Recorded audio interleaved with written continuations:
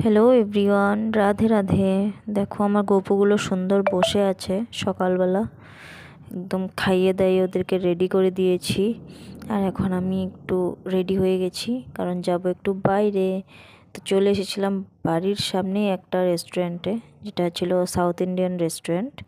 তো আজকে একটু ফাঁকা রয়েছে, কেন কি আজকে সানডে, তার জন্য।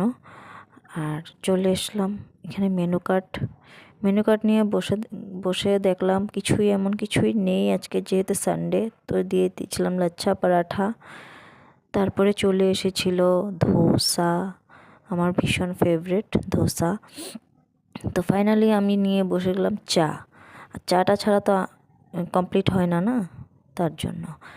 আর তারপরে বাড়িতে চলে এসেই উঠে গিয়েছিলাম ছাদে। ছাদে দেখো কত সুন্দর একটা ঠান্ডা পরিবেশ এখন। তারপরে আবার নিচে চলে আসলাম, এসে দেখো এটা নিয়ে বসে পড়লাম, একটু টাইম পাস করব।